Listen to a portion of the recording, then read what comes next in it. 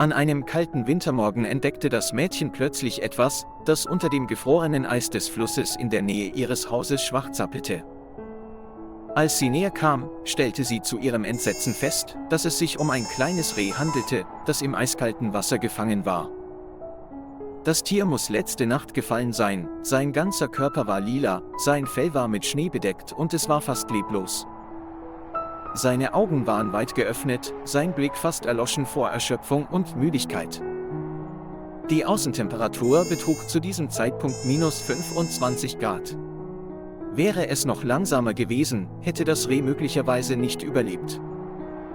Das Mädchen versuchte, einen Schritt vorwärts zu machen, um ihn zu retten, aber das Eis unter ihren Füßen wurde immer dünner und machte leise knackende Geräusche wie eine schreckliche Warnung. Auch das kleine Reh sah sie, es bewegte sich leicht, als würde es um Hilfe bitten, und seine trüben Augen leuchteten allmählich mit einer schwachen Hoffnung auf. Das Mädchen kam schnell zurück, holte eine lange Leiter und stellte sie auf das Eis, um das Gewicht zu verteilen und sich dem Hirsch sicherer zu nähern. Doch das Tier verstand ihre Absicht nicht, denn kaum war es auf den Boden gestiegen, brach ein großes Stück Eis ab und ließ es wieder sinken. Es gerät in Panik, bekommt Angst und verfällt erneut in einen Zustand der Hilflosigkeit, Verzweiflung und Orientierungslosigkeit. Da sie es nicht zulassen konnte, dass das Tier so erfroren war, rief das Mädchen ihren Mann an und gemeinsam beschlossen sie, einen Weg zu finden, das arme Tier zu retten. Der Ehemann nahm ein kleines Boot, ruderte dicht an den Hirsch heran und band ihm ein Seil um den Körper, um ihn hochzuziehen.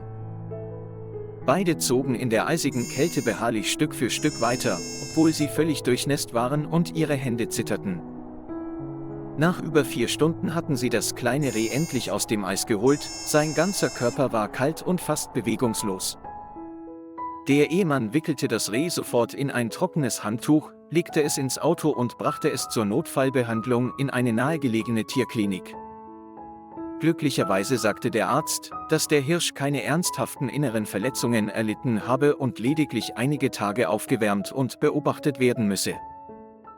Anschließend holte das Paar das Tier nach Hause, richtete in der Scheune einen warmen Unterschlupf ein und kümmerte sich mehrere Tage hintereinander abwechselnd um es.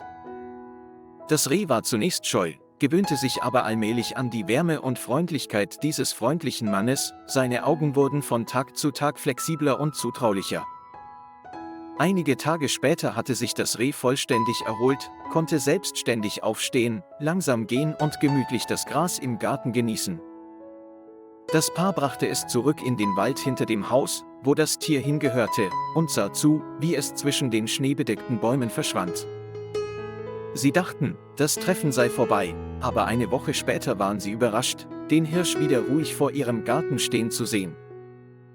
Es war nicht allein wie beim letzten Mal, sondern führte auch eine Herde Hirsche hinter sich her, die alle still standen und in Richtung des warmen Hauses blickten. Seitdem kehrt der Hirsch jedes Jahr, wenn der Winter vorbei ist und der Frühling kommt, regelmäßig an den Ort zurück, an dem die Wohltäter ihm das Leben gerettet haben. Diese kleine Geschichte wird in der Stadt noch heute als Symbol einer wunderbaren Freundschaft erzählt. Manchmal kann schon eine kleine Tat das Schicksal eines Tieres ändern und Liebe verbreiten. Lieber Freund, vielen Dank, dass Sie sich die Zeit genommen haben, unsere Geschichte zu verfolgen. Wenn Sie es interessant finden, vergessen Sie nicht, den Kanal zu liken und zu abonnieren, damit Sie die nächsten Folgen nicht verpassen.